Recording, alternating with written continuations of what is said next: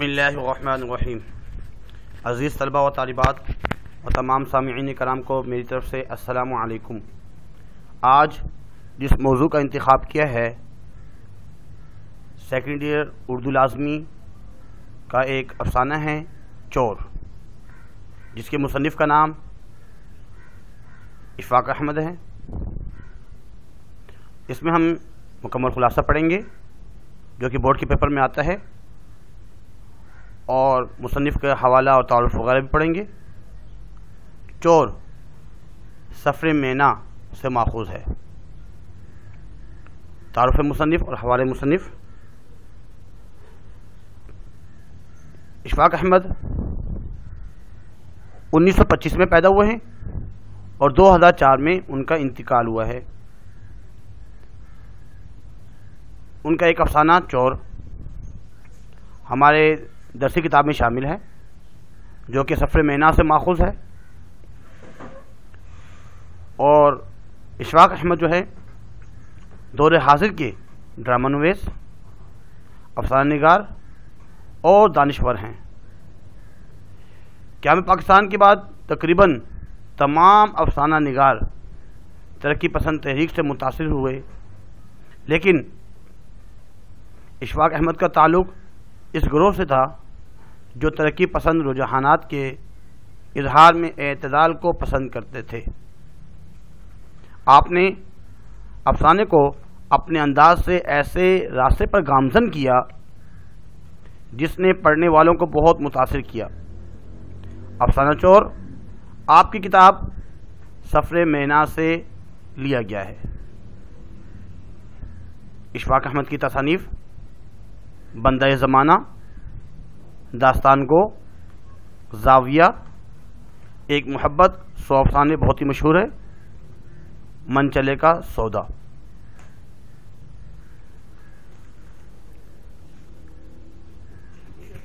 جب اس نے چور نے کوٹری کے اندر پہنچ کر دروازہ بند کیا تھوڑا سا دل تو اس کا گھبرایا۔ اس نے اپنی ٹارچ نکالی اور اس نے دیکھا، اسے ایک الماری نظر آئی۔ الماری میں دواؤں کی بوتلوں سے بھری ہوئی کچھ دوا تھی، ایک چھوٹا سا آئینہ، اس کے پاس کنگھی اور سرمے دانی پڑی ہوئی تھی۔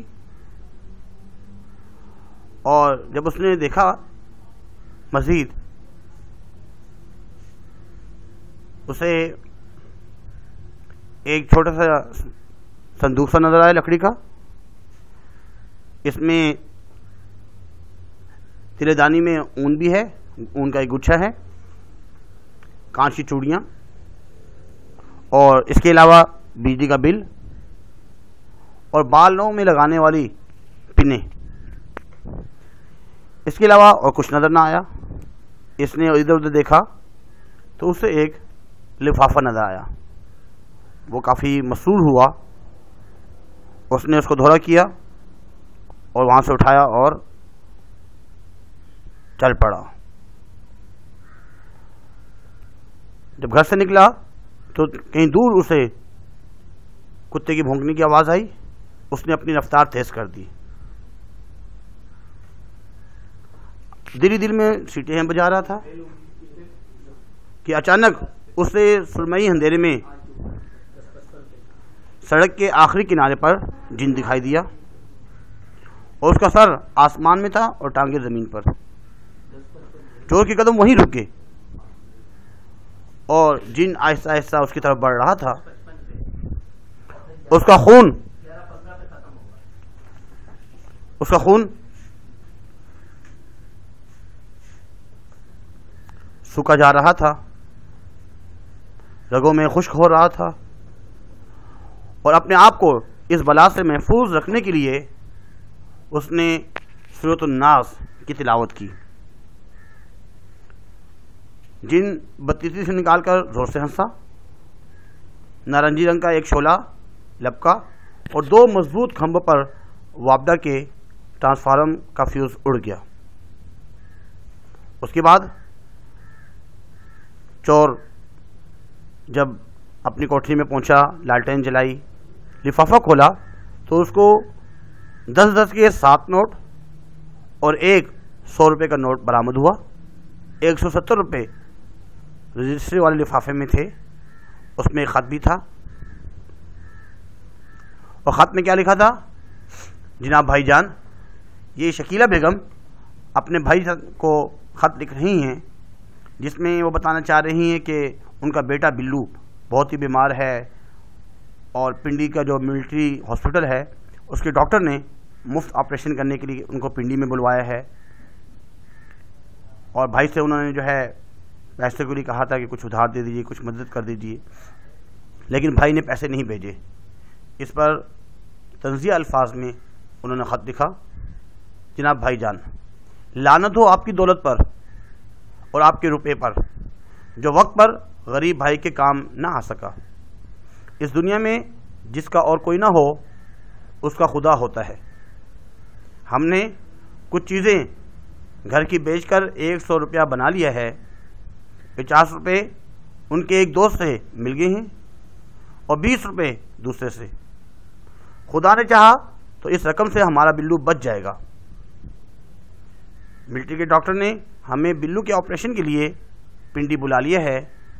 खुदा उसका भला करे, वो मुफ्त ऑपरेशन करेगा।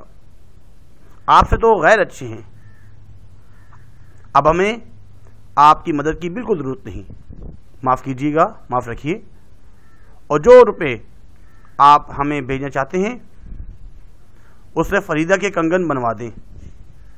हम 170 में पूरा 1 महीना पिंडी में गुजार सकते हैं। परसों से उनकी छुट्टी शुरू है और हम सुबह की लारी यानी बस से पिंडी पहुंच जाएंगे। खुदा आप जैसे भाइयों से महफूज रखे, आमीन। खाकसार शकीला बेगम। इसके बाद चोर बहुत ही परेशान होता है। उसे एक जो है ख़त पढ़कर एक ऐसा घोंसा लगता है, बड़ा परेशान है। उसका ज़मीर पहले तो सोया हुआ था, उसे मालूम नहीं कि मैं जो चोरी कर रहा हूँ, किस घर जा रहा हूँ, अमीर का घर है, गरीब का घर है, क्या मसाइल होंगे, कोई बीमारी होगी, कोई परेशानी होगी।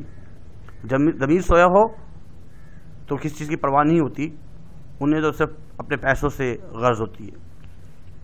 ख़त पढ़ने के बाद उसका ज़मीर जाग गया, बड़ा परेशान। सोचा कि जैसे ही ये पैसे जाके मैं उनके घर में दे दूंगा, लेकिन नींद जो है उसे ना आई। बड़ी मुश्किल से वो सोया, थोड़ी सी नींद आई। सुबह जब जागा, अब वो ख़त और रुपए जो है देने के लिए उनके घर में जा रहा है, लेकिन वहाँ पे उसे 2 सिपाही जो है वो नज़र आते हैं, पुलिस वाले नज़र आते हैं, जो एक सिगरेट की कश लगा रहे हैं। और शकीले का जो पस कद खावन थानेदार के सामने खड़ा था और थानेदार पेंसिल से कान खुजा रहा था। चोर उनके सामने से गुजरा और पीछे नज़र किए बगैर सीधा दूसरी गली में चला गया। उसके बाद वो काफ़ी परेशान है। दाता दरबार जाता है, 2 रकात नमाज का फ़ारा अदा करता है और वहाँ के जो फवारा है उसके पानी से अपनी सुरमा लगी आंखों पर वो फेरता है। उसके बाद जब वो वहाँ से उल्टा चलता हुआ जूतों वाले के पास पहुँच जाता है और जूते पहनकर उसने जेब में हाथ डाला और नोटों पर उंगलियाँ फेरना शुरू की। फिर वो उससे कहता है, हाथ बांध कर कहता है, बाबा जी माफ़ करना, इस वक्त हाथ खाली है। जूते वाले को बड़ा गुस्सा आता है। वो हाथों के इशारों से और तेरी चढ़ा के हुए कहता है, जा जा दफ़ा हो जाओ।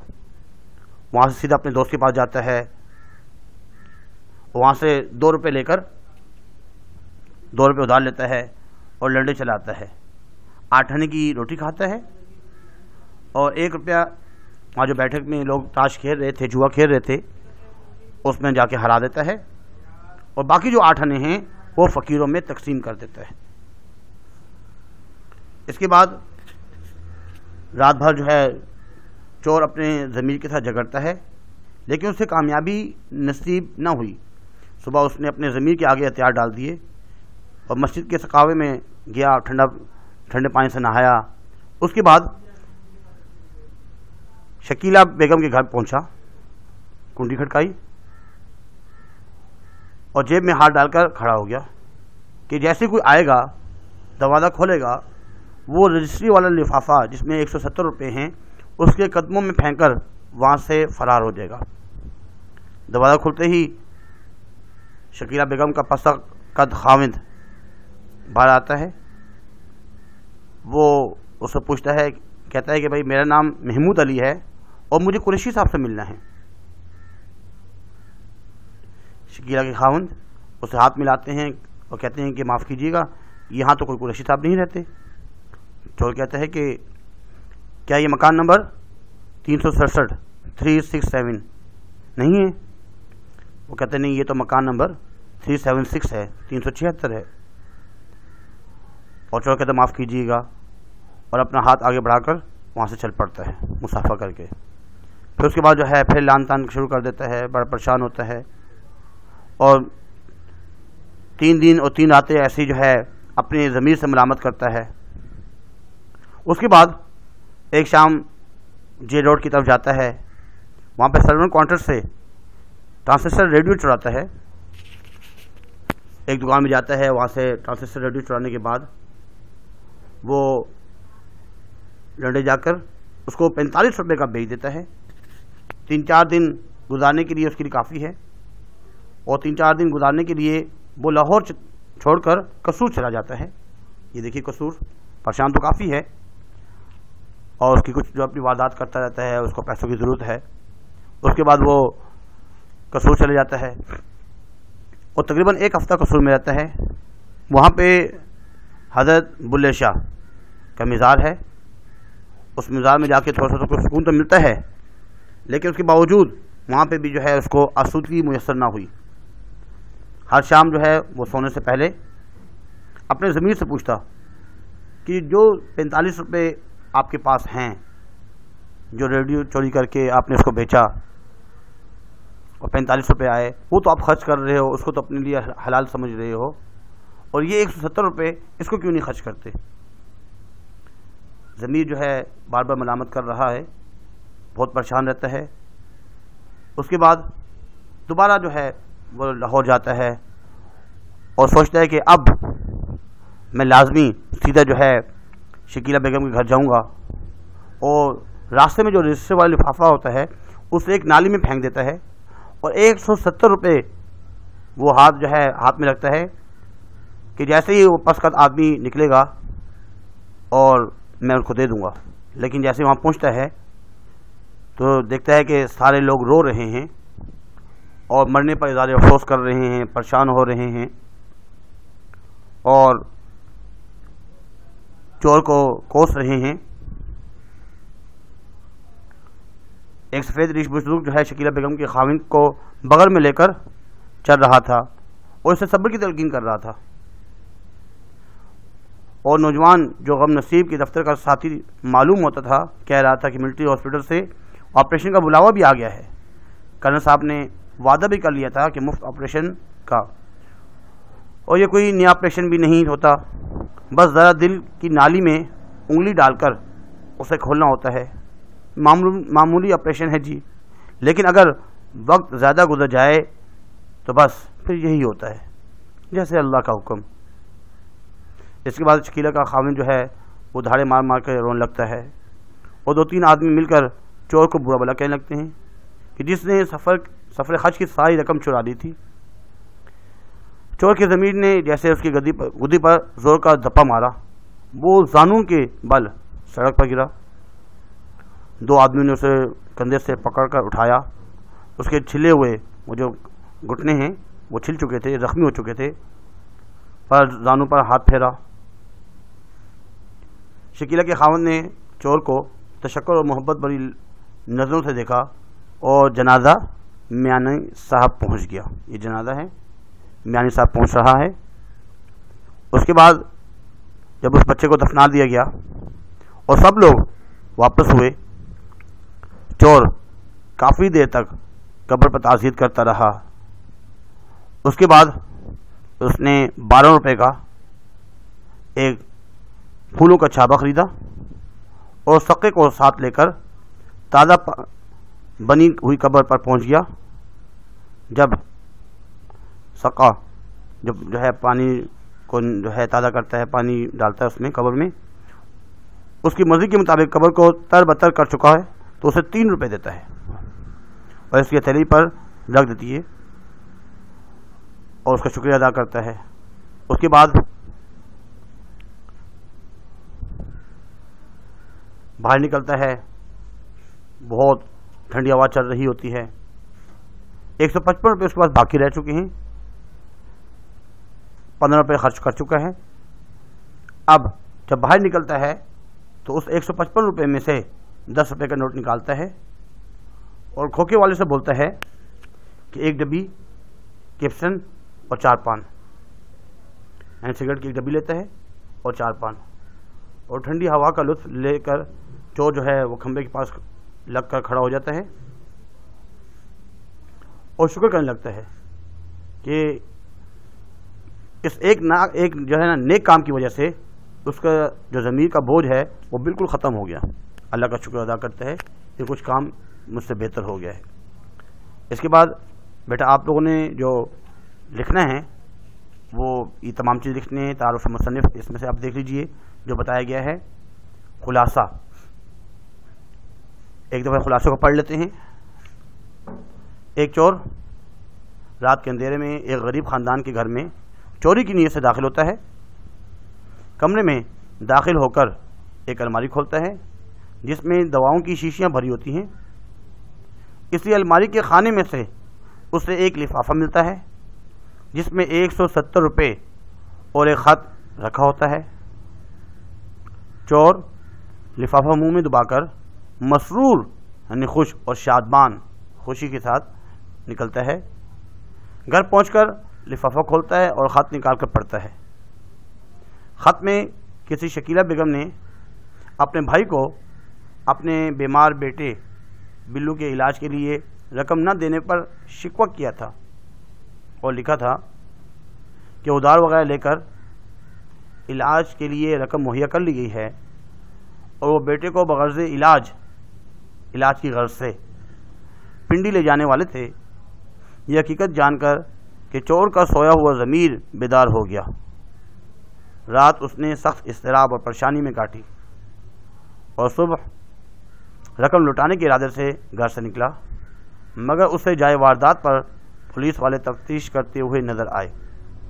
وہ خوفزدہ ہو کر داتا دربار چلا گیا، اس کا ضمیر اسے چین نہ لینے دیتا تھا۔